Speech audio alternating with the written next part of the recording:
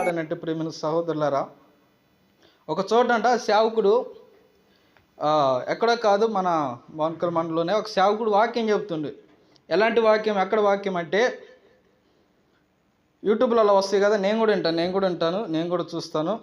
యూట్యూబ్లలో ప్రసంగాలు ఎట్టుండు అదే వాక్యాన్ని ఆ రోజు సంఘంలో చెప్పిండంట. వాక్యం యూట్యూబ్లో చూసి నాకు వాక్యం వచ్చింది అని చెప్పేసి చెప్పిండంట. తప్పులేదు, నేను కూడా, ఎందుకంటే సత్యం తెలుసుకోవడంలో తప్పులేదు, నేను కూడా చూస్తూనే ఉంటాను. అయితే అతను చెప్పిండంట. చెప్పితే అతను యూట్యూబ్లో చూసిన వాక్యం వేరు, ఆయన సంఘాన్ని ఉద్దేశించి చెప్పింది వేరు, ఇక్కడ ఈయన నేర్చుకొని ఆయన చెప్పింది వాక్యం వేరు. వాక్యం చెప్పిన తర్వాత ఆ విశ్వాసం అన్నదంట, అయ్యగారు ఏంటిది వాళ్ళ ఆ వాక్యాలు ఎలా ఉంటాయి అంటే ఒక లెవెల్, ఒక స్టేజ్లో ఉంటాయి అన్నమాట. అదే వాక్యాన్ని అక్కడ వాళ్ళకి చెప్తే వాళ్ళు అన్నారంట, అయ్యగారు మీకంటే మొన్న ఈ వాక్యం ఏడ మేము మొన్న సెల్లులు విన్నట్టుంది అయ్యగారు, మీకంటే వాళ్ళే మంచిగా చెప్పారు మాకు అని చెప్పేసి ఎట్లా మార్గాలు తప్పుతూ ఉన్నారు. కాబట్టి నేను ఎందుకు చెప్తున్నా అంటే ప్రేమైన సహోదరులారా, దేవుని బిడ్డలారా, మనము కూడా మంచి నీటిని పొందుకోవాలి. అక్కడ ఎక్కడని కాదు, కానీ ప్రేమైన సహోదరులారా, ప్రభు పాదాల మీద పడదాం. ప్రభు పాదాల మీద పడితే దేవుడు మనకి ఒక మంచి నీటిని పెట్టేవారుగా దేవుడు దయచేస్తారు. ఎందుకంటే చివరి దినంలో ఉన్నాం, చివరి గడియలో ఉన్నాం. మనుషులు ఎలాంటి వారని చెప్పుకున్నాం? వారు మాట వినేవారు కాదు, తిరుగుబాటు చేసేవారు, కఠిన హృదయాలు, దుర్మార్గులు, నరహంత, అలాంటి ఘోరమైన ప్రజలు. మరి అలాంటి వారికి చూడండి, మంచి నీరుని పెట్టాలంటే పక్క పొలాల్లో అక్కడ నీళ్ళు అయితే సరిపోవండి వాళ్ళకి.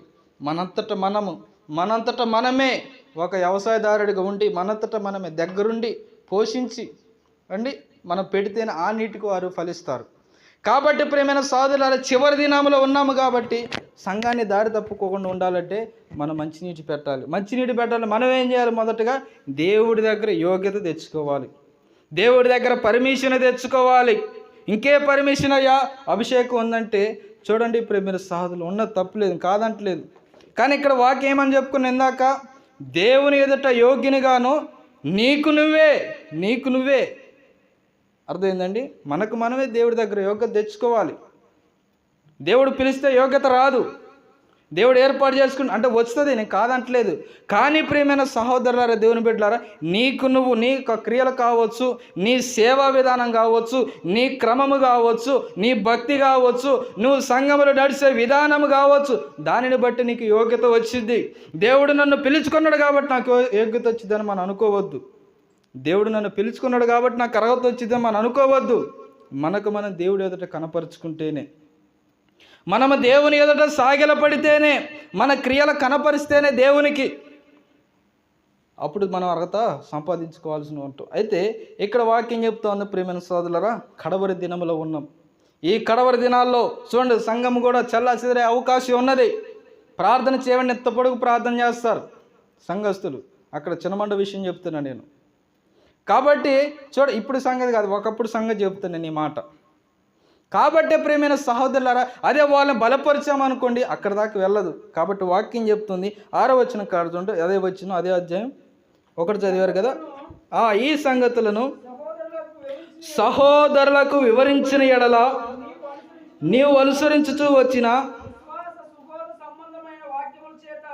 వాక్యము చేత పెంపారుచు క్రీస్తు యేసునకు మంచి పరిచారకులై ఉండాలంట. ఏంటంటండి ఈ సంగతులన్నీ? ఈ సంగతులు దేవుడు నేర్పించిన సంగతులన్నీ కూడా సహోదరులకి. ఏ సహోదరుడు? సంఘము కావచ్చు, కుటుంబ సభ్యులు కావచ్చు, బంధువులు కావచ్చు, రక్త సంబంధికులు కావచ్చు, ఈ సంగతులు నేర్చుకున్న సంగతులన్నీ కూడా నీ సహోదరులకు వివరించినప్పుడు అప్పుడు నువ్వు మంచి పరిచారకుడు అవుతూ, మంచి పనివారిగా అవుతూ, సత్యవాక్యాన్ని ఉపదేశించేవారిగా అవుతూ, సిగ్గుపడకుండా దేవుని పని చేసేవాడిగా అవుతూ, దేవుని యోగ్యత తెచ్చుకున్నవాడిగా అవుతూ. కాబట్టి ప్రియమైన సేవకులారా, దేవుని బిడ్డలారా, ఈ కడవరి దినములో ఉన్నాము కాబట్టి మనం ఎలా ఉంటున్నాయి మన పరిచర్లు? ఎందుకు మనం ముందుకెళ్ళలేకపోతున్నామంటే మనకు మనమే దేవుని దగ్గర కనపరుచుకోవడం లేదు. కానీ నన్ను పిలిచాడు కాబట్టి ఆ పిలుపుకే ఉన్నదిలే అని చెప్పేసి మనం మెదలకుండా ఉంటున్నాం. కానీ బయట చూస్తే ప్రియమైన సహోదరులు అలా లేదు.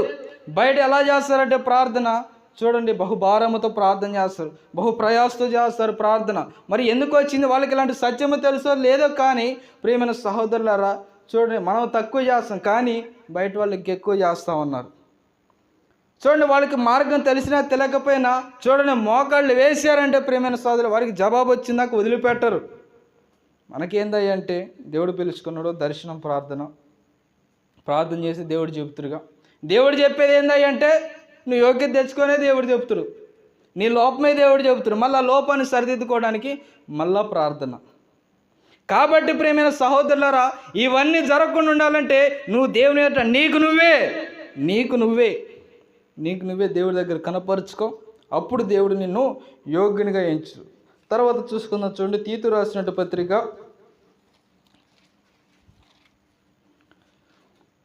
2వ అధ్యాయము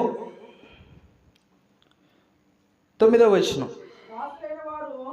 దాసులైన వారు అన్ని విషయములయందు మన రక్షకుడకు దేవుని ఉపదేశమును అలంకరించినట్లు తమ యజమానులకు ఎదురు మాట చెప్పక ఏమియో అపహరింపక సంపూర్ణమైన మంచి నమ్మకమును కనపరచుచు అన్ని కార్యములందు వారిని సంతోషపెట్టుచు వారికి లోబడి ఉండవలనని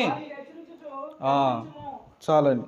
చూడండి ప్రియమైన సహోదరులారా, మరి ఇక్కడ వాక్యం చూడండి. మనం సేవకులేం కాబట్టి కంపల్సరీగా చెప్పుకోవాలి ఈ వాక్యాన్ని. దాసులైన వారంట అన్ని విషయములందు నిరీక్షణ కలిగి దేవుని యొక్క చూడండి ఉపదేశం అనగా దేవుని వాక్యాన్ని అందరూ కూడా అలంకరించుకున్నారు. అలంకరించుకోవటం అంటే ఏంటండి? ధరించుకోవటం, పొందుకోవటం, అర్హత సంపాదించటం. అయితే దేవుని ఉపదేశాన్ని అందరూ కూడా అలంకరించుకున్నారు. అయితే ఇది ఎక్కడి వరకు పక్కన పెడదాం, మళ్ళీ సంఘబిడ్డల కాడికి పోదాం. పోతే దాసులైన వారు దేవుని ఉపదేశాన్ని అలంకరించుకుంటారు. అలంకరించుకున్న తర్వాత ఏం చేస్తారంటే వాళ్ళు ఏం చేస్తారు? తమ యజమానులకు ఎదురు మాట చెప్పక అని ఇక్కడ వాక్యం చెప్తుంది. కానీ వాళ్ళు ఏం చేస్తారో తెలుసా? మన సత్యవాక్యాన్ని ఉపదేశిస్తున్నప్పుడు ఎదురు మాట్లాడుతూ ఉంటారు.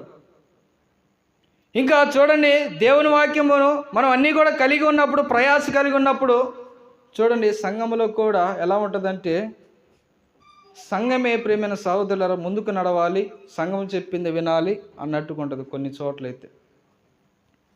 కానీ దాసులైన వారైతే అన్ని విషయాలు కూడా దేవుని వాక్యాన్ని అలంకరించుకుంటారు, పొందుకుంటారు, కానీ వినలేకపోతున్నారు. వాళ్ళు ఎదురిస్తూ ఉన్నారు. కారణం ఏందంటే యోగ్యత లేదు. సత్యవాక్యాన్ని ఉపదేశించడం లేదు. చూడండి సిగ్గుపడి కూడా దేవుని పని చేయాల్సి వస్తుంది కాబట్టి ఎదురు తిరుగుతూ ఉన్నారు. తిరగట్లేదు అంటారండి, ఎవరో ఒకళ్ళు ఉంటూనే ఉంటారు, ఎవరో ఒకరి దగ్గర ఎవరో ఒకళ్ళు ఉంటూనే ఉంటారు. వారిని చూసి ఇంకొకళ్ళు చూసి ఇంకొకళ్ళు. కారణం ఏందంటే మన దగ్గర ఏమి లేదు, రక్షణ లేదు, రక్షణ కాదు, యోగ్యత లేదు. దేవుడి దగ్గర అడగలేదు, మనం దేవుని కనుపరుచుకోలే, మనమే దేవుడి దగ్గర కనపరుచుకోలే, అర్హత లేదు. కాబట్టి ఏం చేస్తూ ఉన్నారు? మనకు అన్నీ తెలిసినప్పటికి కూడా ఎదురిస్తూ ఉన్నారు. కారణం ఏంటంటే మనము ఏం చేస్తున్నాడు ప్రియమైన సహోదరులారా? ఇంకా తర్వాత ఇది ఆత్మీయ తల్లిదండ్రులకు కూడా వస్తుంది, పిల్లలకి. దాసులైన వారు చూడండి ప్రియమైన సహోదరుల దేవుని బిడ్డలారా, వాక్యాన్ని అన్నీ కూడా కలిగి ఉంటే ఈనాడు సేవకులకు ఎదురు తిరిగే రోజులుగా ఉన్నాం మనం. సేవకులు కూడా ఎదురు తిరుగుతూ ఉన్నారు. అంటే మనలో లేకపోవచ్చు, బయట జరుగుతున్న విషయం. నేను ఎందుకు ఈ మాట చెప్తున్నా అంటే అలాంటి వారు చూసి నేర్చుకోవద్దు. ఎందుకంటే కడవరి దినంలో ఉన్నాం. అలా చూస్తే ఏమవుతుందంటే మనమే భ్రష్టులు అయిపోతాం. వాళ్ళు బాగానే ఉంటారు, సరే వాళ్ళు ఎలా ఉంటారో పక్కన పెట్టండి. అలాంటి వారు చూసి నేర్చుకోవడం మనం భ్రష్టులు అయిపోతాం.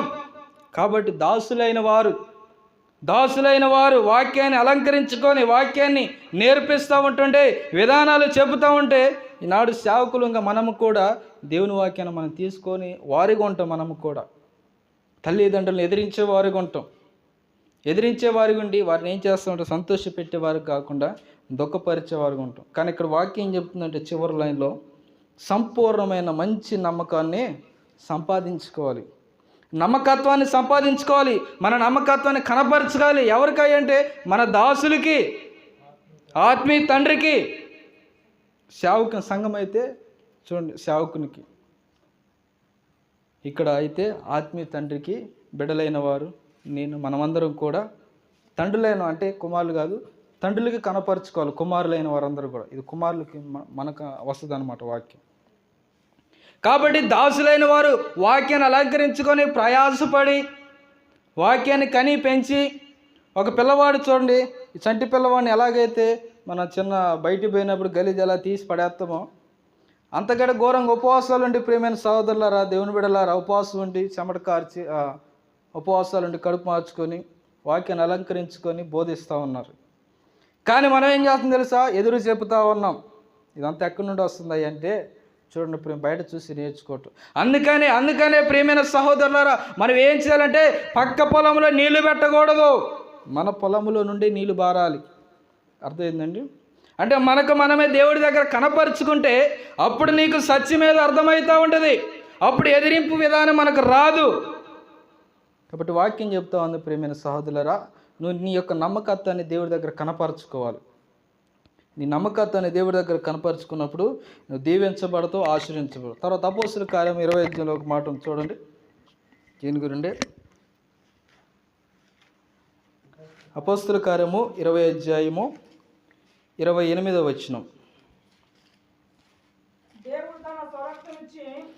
దేవుడు తన స్వరక్తం ఇచ్చి సంపాదించిన తన సంఘమును చూడండి. ఎవరి సంఘం ఇది? దేవుని సంఘం. మనం ఏం చెబుతాం? నా సంఘం, నా మందిరం, నా గుడి, నా ఇల్లు. సరే, ఇల్లు అంటే అది వేరే అనుకోండి. దేవుని విషయం కాదు. సంఘ బిడ్డలకు వస్తే నా సంఘం, నా బిడ్డలు, నేను కన్నా అండి, నేను పెంచా, నేను ఎత్తుకున్నా. అది ఎవరిది? దేవుడు ఏమని చెప్తుండు? దేవుడు స్వరక్తం ఇచ్చి కొనుక్కున్న సంఘం. చదవండి, కంటిన్యూ. తన సంఘమును కాయుటకు పరిశుద్ధాత్మ మిమ్మును దేని యందు అధ్యక్షులుగా ఉంచెనో ఆ యావత్తు మందను గూర్చియు మిమ్మల్ని బట్టి గూర్చియు జాగ్రత్తగా ఉండు. చాలండి.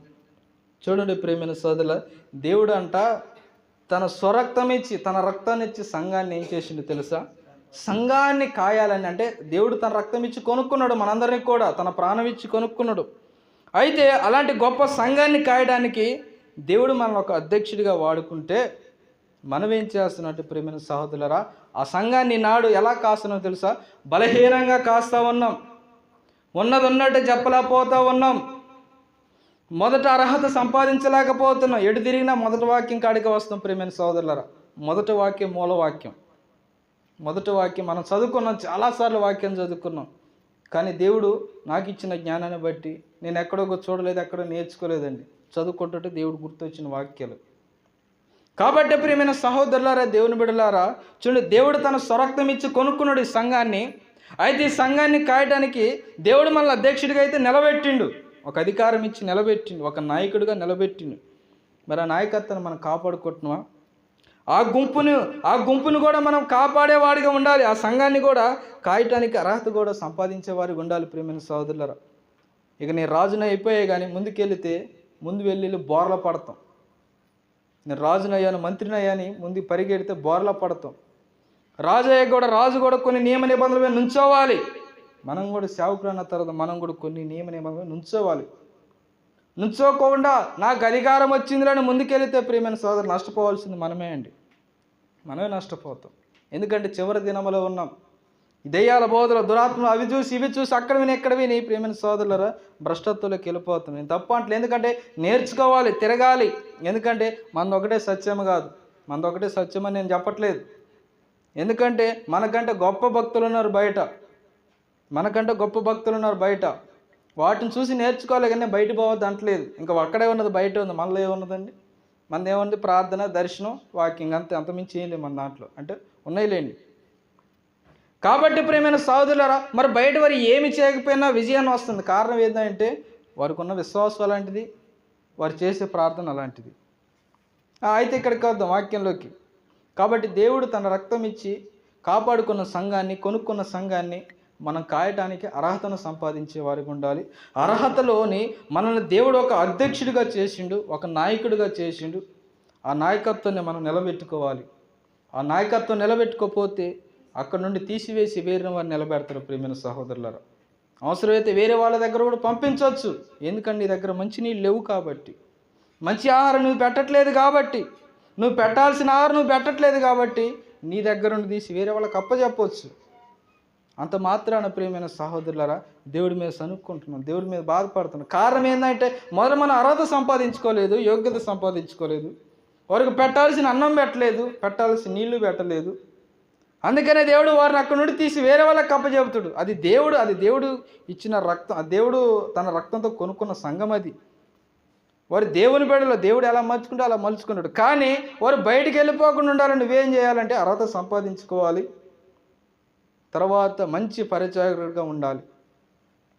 కాబట్టి తర్వాత నమ్మకముగా దాసులైన వారికి భయపడుతూ ఉండాలి, వారిని ఎప్పుడు కూడా ఏడిపిస్తూ ఉండాలా, సంతోషపెడుతూ ఉండాలి, వారి ఎదుట నమ్మకాన్ని కనపరుచుకోవాలి, ఎదిరించి మాట్లాడేటట్టు ఉండకూడదు, ప్రతి విషయంలో తగ్గించుకుని ఉండాలి.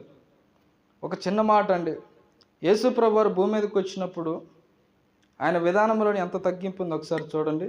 మరి ఈనాడు మన సేవకుడిగా ఉండట్లేదు తగ్గింపు. ఆయన పుట్టుకలో తగ్గింపు ఉన్నది.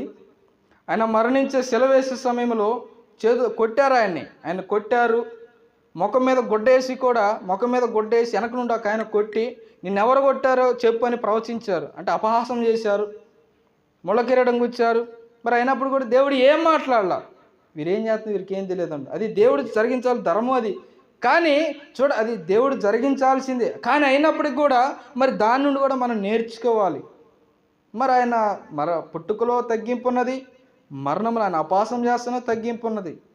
మరి నాడు సేవకులలో మనకి కూడా తగ్గింపు అనేది ఉండాలి. ప్రియమైన సోదరులారా, ప్రతి దాంట్లో కూడా ఎవరైతే తగ్గించబడతారో వారు హెచ్చించబడతారు, ఎవరైతే హెచ్చించబడతారో వారు తగ్గించబడతారు. మనకు తెలిసిన వాక్యాలు.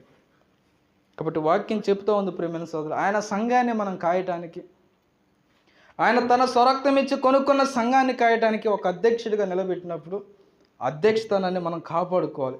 కాపాడుకోకపోతే మన దగ్గర నుండి తీసి వేరే ఒక్కరి దగ్గర పెడతారు. అది దేవుడు చేసుకున్న పని, దానికి మనం ఏం చేయలేం, దానికి బాధ్యులు మనం. ఎందుకంటే మన అర్హత సంపాదించుకోలేకపోయాం, వారికి మంచి నీళ్ళు పెట్టలేకపోయాం. తర్వాత ఇంకో మాట కూడా చూసుకుని నేను ముగింపులోకి వస్తా చూడండి. మొదటి ఇవన్నీ ఏంటంటే ప్రియమైన సోదరులు, సేవకుడికి కొన్ని ధర్మాలు అనేవి ఇచ్చాడు. మొదటి కొరింథీ పత్రిక 11వ అధ్యాయం 1వ వచనం మీ అందరికీ తెలిసిన వాక్యం, మనందరికీ తెలిసిన వాక్యమే. నేను క్రీస్తును పోలి నడుచుకున్న ప్రకారము మీరు నన్ను పోలి నడుచుకోండి చాలని. ఇక్కడ పౌలు గారు చెబుతున్న మాట, నేను క్రీస్తును పోలి నడుచుకున్నాను, మీరు నన్ను పోలి నడుచుకోమంటే ఈనాడు మనం ఏం చేస్తున్నాం తెలుసా ప్రియమైన సోదరులారా, మనల్ని బట్టి ఎవరు నడుచుకోవట్లా, సంఘాన్ని బట్టే మనం నడుస్తున్నాం. అవునా కాదా? మనల్ని బట్టి ఎవరు నడవట్లా. ఎవరు నడుతున్నారు చెప్పండి? మన ఇంట్లో వాళ్ళని నడుతున్నారు చెప్పండి ఒక్క మాట. మన ఇంటిలో వారు, మన కుటుంబ సభ్యులు, రక్త సంబంధికులు మనల్ని బట్టనే నడుస్తున్నారా? నడవట్లా. మన సంఘానికి ఏమని చెబుతూ, మారు మనసు పొందు, బాప్తిసం తీసుకో, పాపాలు ఒప్పుకో. కానీ వాక్యం చెప్తా ఉంది ప్రియమైన ఇవన్నీ కాదు, కానీ మాదిరి కనపరచాలి.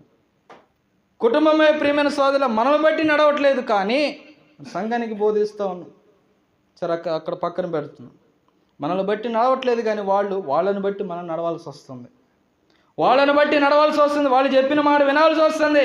అందుకనే ప్రియమైన సోదరులారా, మరి ఏం కోల్పోతున్నాం అంటే యోగ్యతను కోల్పోతున్నాం, అర్హతని కోల్పోతున్నాం. కాబట్టి ప్రియమైన సోదరులు, పౌలు గారు అయితే క్రీస్తుని పోలి నడుచుకుంటూ, మనం క్రీస్తుని పోలి నడుచుకోవాలి. కానీ మనల్ని బట్టి ఎవరు పోలి నడుచుకోవట్లేదు, మన ఇంటి వారు కూడా నడుచుకోవట్లేదు, ఒక్కొక్కసారి మన సంఘం కూడా నడవట్లేదు మనల్ని బట్టి. కారణం ఏందంటే మనలో మంచి నీరు లేదు, యోగ్యత లేదు, దేవుడి దగ్గర సంపాదించుకున్న యోగ్యత లేదు, దేవుడి దగ్గర నమ్మకత్వాన్ని మనం కనపరుచుకోలేకపోయాం, దేవుడి దగ్గర మనకు మనమే అర్హతను సంపాదించుకోలేకపోయాం. దేవుడి దగ్గర చూడండి ప్రియమైన సహోదరులారా, దేవుని బిడ్డలారా, చూడండి ఏంది, సిగ్గుపడుకుంటా మొహమాట పడుకుంటా. ఎందుకంటే ఈ మనుషులు ఆల్రెడీ తిరుగుబాటు చేయవారని దేవుడే చెప్పిండు. మళ్ళీ మనం అమ్మ నన్ను ఏమన్నా అంటారేమో, మళ్ళీ నన్ను కాదని పోతారేమో అని చెప్పేసి చూడండి ప్రియమైన సోదరులు, మొహమాట పడతా ఉన్నాం. అందుకని మనం యోగ్యత సంపాదించుకోలేకపోతా ఉన్నాం. కాబట్టి వాక్యం చెప్తా ఉంది ప్రియమైన సోదరులు, మనం కూడా పౌలు గారిని బట్టి నడుచుకోవాలి. పౌలు గారిని బట్టి నడుచుకోవాలి. మనం నడిచింది మనకు మొదటిగా మన కుటుంబ సభ్యులు నడిపిస్తే ఆటోమేటిక్గా సంఘం కూడా నడిచిద్దండి. మొదటిగా మన ఇంట్లోనే నడిపించుకున్నట్టు ప్రియమైన సోదరులరా సంఘమే ఆటోమేటిక్గా నడుచుద్ది. కానీ నాడు అన్ని చోట్ల చాలా చోట్ల సంఘాన్ని బట్టి నడవాల్సి వస్తుంది, కుటుంబాన్ని బట్టి ఎవరు నడవరు. కాబట్టి వాక్యం చెబుతుంది ప్రియమైన సహోదరులారా. చివరిగా ఒక్క మాట చెప్పి నేను ముగిస్తాను, వాక్యం వదిలే. కానీ మరలా మొదటి వాక్యంలోకి వెళ్దాం. దేవుని ఎదుట యోగ్యత సంపాదించాలి. దేవుడు అభిషేకించిన తర్వాత, దేవుడు పరిచర్యకు పిలిచిన తర్వాత ఆయన అయితే ఎప్పటికి కూడా విడిచిపెట్టడు. చివరి వరకు కూడా ఏ ఆపద వచ్చినప్పుడు కూడా తన సేవకుడిని ఆదుకుంటాడు. కంపల్సరిగా నిత్యరాజులు చేర్చుకుంటాడు. ఇప్పుడు ఉదాహరణకి ప్రియమైన సహోదరులరా, మన ఎక్కడ ఒక సేవకుడు చెప్పిండు ఒక వాక్యము. ఇప్పుడు పరుగు పందెం పెట్టామనుకోండి, ఇంత టైంలో దీన్ని రీచ్ కావాలని చెప్తే అది అమ్మటే పని అయిపోతుంది. లేదులే మీరు ఎంతసేపు అయినా వరకండి, ఒకరోజు టైం పట్టిద్ది అనుకుంటే అంత టైం పట్టిద్ది. మీకు అర్థమైందండి నేను చెప్పిన మాట? అంటే ఈ మాట ద్వారా మనం ఏం నేర్చుకోవాలంటే ప్రియమైన సహోదరులారా, దేవుడు మనల్ని పరిచర్య పిలిచిన తర్వాత దేవుడైతే మనల్ని అయితే ఆదరిస్తాడు, పోషిస్తాడు, కాపాడుతాడు, అన్నిట్లో కూడా తోడు ఉంటాడులే. కానీ ఇక సంఘ విషయం కాడికి వచ్చేసరికి ఎందుకు ఆశీర్వదించబడట్లేదా అంటే పరుగు పందులు ఏం చేస్తున్నారో తెలుసా? దేవుడు ఎట్లా చెప్పిండు, మనం ఎట్లా చేయట్లా, అట్ట తిరిగి చేస్తున్నాం. అర్థమైందండి? అట్ట తిరిగి చేయటం అంటే యోగ్యత సంపాదించట్లా, చేయాల్సింది చేయట్లా, చేయాల్సింది చేయకుండా అనవసరమన్నీ చేస్తున్నాం. అది నేను చెప్పిన కారణం. ఎమ్మటే ఇగో 10 నిమిషాల్లో పరుగు పందెం ముందించాలంటే పరుగు 10 నిమిషాలు కాకుండా అర్ధగంట గంట సేపు చేస్తూ ఉన్నారు. నేను అనేది ప్రార్థన కాదు, మన ఆత్మీయ జీవితం. నువ్వు యోగ్యత సంపాదించుకో, దేవుడి కాళ్ళ దగ్గర పడయ్యని మనం చెప్తా ఉంటుంటే దేవుడికి తెలియదా? దేవుడికి అన్నీ తెలుసు కానీ దేవుడు ఏం చేస్తాడు తెలుసా? నిన్ను సేవకుడికి అట్నే ఉంచుతురు, ఎట్ట చేయడు, ఎచ్చడు నిన్ను ఎట్నే ఉంచుతురు.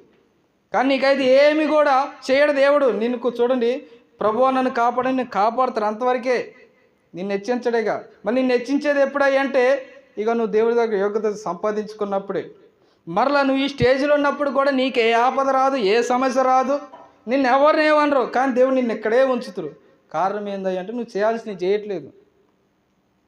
అయితే ప్రియమైన సహోదరులారా, పరిశుద్ధ గ్రంథములు మీ అందరికీ తెలిసిన వాక్యమే. ఐగుప్తు ప్రజలు ఉన్నారు కదా, వాళ్ళందరికీ కూడా దేవుడు ఒక వాగ్దానం ఇచ్చిండు. ఏమని వాగ్దానం ఇచ్చిండు? పాలు తేలు కానాను ప్రదేశాన్ని పంపిస్తాను. లేవికాండం 20 ఉంటుంది, సంథింగ్ 23లో ఉంటుంది. వాళ్ళందరూ ఏమని చెప్పినా మిమ్మల్ని కానానికి పంపిస్తాను దేవుడు వాగ్దానం ఇచ్చిండు. మరి వాగ్దానం ఇచ్చిన వాళ్ళందరూ వెళ్ళారు కానానికి? మరి దేవుడు మనకు పరిచర్యలో మనం కూడా అనుకోవాలి ఇక్కడ. మరి దేవుడు నన్ను పరిచర్య పిలిచిండు, నన్ను గొప్పగా ఆశీర్వదిస్తారా మనం అనుకుంటున్నాం. మరి నిజంగా మనం ఆశీర్వదించబడతావా? మరి నిజంగా మనం దీవించబడతా అనే డౌట్ మనకు రావద్దా? మరి వాళ్ళకి నమ్మకం ఇచ్చి వాళ్ళకు వాగ్దానం ఇచ్చిండు నేను కానానికి పంపిస్తానని ఇచ్చింది. కానీ వారు వెళ్ళలేదు. మరి ఈనాడు మనకు ఒక నిరీక్షణ ఉంది. ఏది అంటే మనం అనుకునే నిరీక్షణ, నన్ను దేవుడు కంపల్సరిగా ఆశీర్వదిస్తారో దీవిస్తారో ఒక స్థాయిలో ఉంచుతారని. మరి చివరి వరకు కూడా అది నువ్వు నమ్ముతున్నావా? అది ఎంతవరకు కరెక్ట్ అయ్యిద్దంటే చెప్పలేం ప్రియమైన సహోదరులారా. అయితే ఇశ్రాయేలు ప్రజలు అల్లపోవడం కారణం ఏంది? మీ అందరూ తెలిసిన విషయమే. మధ్యలో ఏం చేశారు వాళ్ళు? శనిగారు గునిగారు అంతకంటే ముందు పక్కన పెడితే దేవుడి దగ్గరకు వచ్చాక కూడా, ఐగుప్తు నుండి బయటకు వచ్చాక కూడా, ఐగుప్తు నుండి మోసే చేత నడిపించబడుతున్నప్పుడు కూడా మధ్యలోకి వచ్చిన తర్వాత వాళ్ళు ఏం చేశారా అంటే ప్రియమైన సహోదరులారా, ఏం చేశారో తెలుసా? మరలా ఐగుప్తు మనసు విడిచిపెట్టలే వాళ్ళు. మాకు కాయకూరలు కావాలి, మాంసం కూరలు కావాలి, దోసకాయలు కావాలి, ఇగో మేము ఐగుప్తులో బానిసత్వంగా ఉన్నప్పుడే సుఖంగా తిన్నాం, అయ్యో నేను సేవకుడు కాకముందు చక్కగా నేను చెప్పిన మాట విన్నారు, నేను చెప్పిందే వేదం లెక్క ఉన్నది, ఇప్పుడు ఎందుకు వినరు నా మాట అంటే ఈనాడు మనము కూడా ప్రియమైన సహోదరులరా, నేను అందరూ మాట చెప్పట్లే కానీ మనం ముందుకు వెళ్ళకపోవడం కారణం ఏంటంటే ఒక్కొక్కసారి కొన్నిసార్లు మనిషి అన్నాక పొరపాట్లు వస్తాయి. కాబట్టి ఐగుప్తు మనిషే కలిగి ఉంటున్నారు, అందుకనే ముందుకు వెళ్ళలేకపోతున్నారు. ఈ ఐగుప్తు 6 లక్షల మంది కూడా దేవుడు వాళ్ళకైతే వాగ్దానం ఇచ్చిండు, మనకే వాగ్దానం ఇచ్చిండు. నువ్వు చేసే ప్రతి పరిచర్యకు కూడా దేవుడు ఒక వాగ్దానం ఇచ్చిండు. నిన్ను ఎక్కడి వరకు తీసుకెళ్ళాలి, ఎక్కడ నియమించాలని వాగ్దానం ఇచ్చిండు. మరి వాళ్ళు ఇశ్రాయేలు ప్రజలు కాపాడుకోలేకపోయారు. మరి ఈనాడు కూడా మనం కాపాడుకోగలుగుతున్నామా? కాపాడుకోలేకపోతున్నాం. చూడండి, ఈ 40 రోజులు ఏంది? ఇశ్రాయేలు ప్రజలు ఎన్ని రోజులు నడిచారండి? 40 సంవత్సరాలు నడిచారు. అదే యాకోబు చనిపోతే ఎన్ని రోజులు పోయారు? 40 రోజుల్లో పోయారు. మరి ఏంది ఇక్కడ తేడా ఏంది? 40 రోజులు ఏడా, 40 సంవత్సరాలు ఏడా? 40 సంవత్సరాల కారణం ఏంది?